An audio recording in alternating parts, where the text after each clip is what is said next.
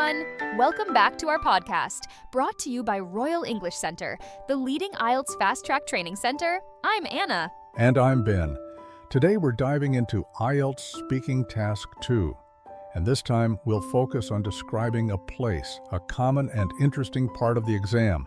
Yes! In Task 2, candidates are often asked to describe a place they've visited, a location they'd like to visit, or even a place that holds special memories. Ben, what's the best way to structure this type of answer?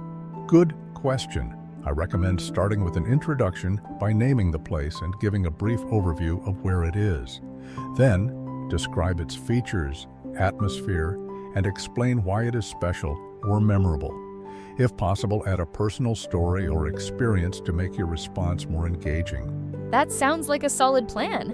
Let me share some useful structures to help listeners describe a place clearly. Introducing the place. The place I want to describe is... One location that stands out to me is... Explaining the location. It is located in... It's in the heart of... Describing the features. The area has... It is known for... One striking feature is talking about the atmosphere. The atmosphere is, it feels very, sharing personal experiences.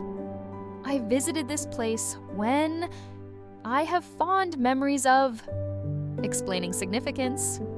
This place is important to me because I always feel relaxed, excited when I'm there. Those are excellent phrases, Anna. They really help candidates organize their thoughts and provide a clear, structured response. Thanks! Now, let me try describing a place to give an example. Go ahead, Anna.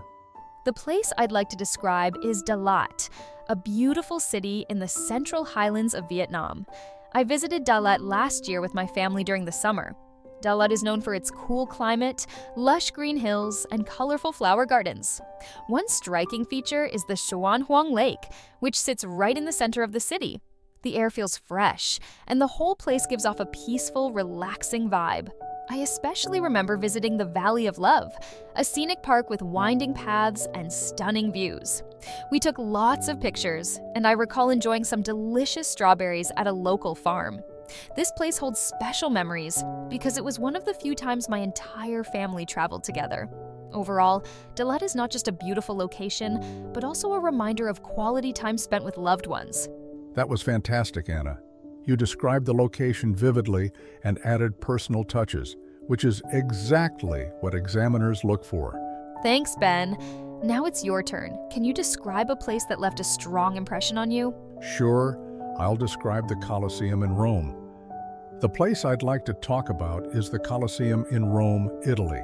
I visited it 2 years ago during a vacation to Europe.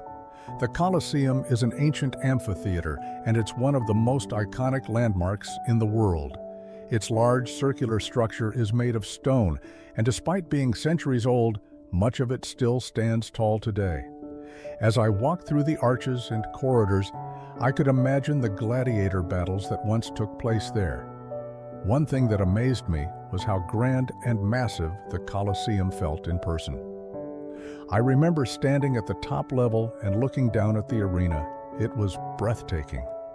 This place is significant to me because it represents history and human achievement. I left feeling inspired by the incredible architecture and the stories behind it.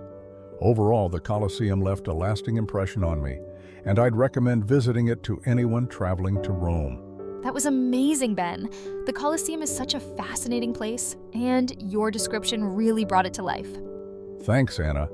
I hope this helps our listeners feel more prepared to describe places in Task 2. Absolutely. Practice describing different locations, from cities to natural wonders, and you'll feel more confident in the exam. Great advice. Now let's move on to another common topic in Task 2, describing a memory. Oh, that's a good one. In this type of question, candidates are often asked to recall a memorable event, a happy experience, or even a time they achieved something significant. Right.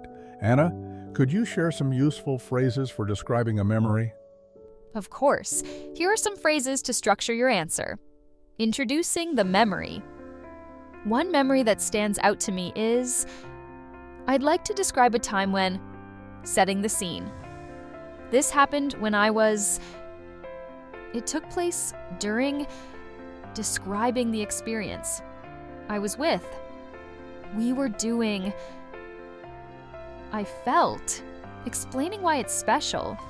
This memory is important to me because I will never forget this moment because reflecting on the impact, looking back, I feel this experience taught me. Those are perfect. How about you go ahead and describe a memory for our listeners? Sure. One memory that stands out to me is my graduation day from university. It took place 2 years ago, and it was one of the happiest days of my life. I remember walking across the stage to receive my diploma while my family cheered for me in the audience. I felt incredibly proud and grateful for all the support I had received over the years. After the ceremony, we celebrated by going out for dinner, and I recall laughing and taking pictures with my closest friends. This memory is important to me because it marked the end of a long journey and the start of a new chapter in my life. Looking back, I feel motivated whenever I remember that day, knowing that hard work truly pays off. That was a great example, Anna. Now let me describe one of my memorable experiences. One memory that stands out to me is my first trip abroad. It happened 3 years ago when I visited Japan for a week. I remember feeling a mix of excitement and nervousness as I stepped off the plane in Tokyo. The highlight of the trip was visiting Mount Fuji. The view was breathtaking, and I'll never forget how peaceful it felt standing there. I took hundreds of photos and even tried local foods I had never eaten before. This memory is important to me because it was the first time I traveled alone, and it helped me grow more independent and confident. Looking back, I realize how much that experience shaped me. That was a great story, Ben. Thanks for sharing. And thank you to our listeners for tuning in today. We hope these examples help you feel more confident for your IELTS speaking exam. Yes, keep practicing and don't forget to describe memories and places in detail. The more you practice, the easier it will become. See you next time with more IELTS tips and strategies. Take care and good luck with your studies. Bye for now.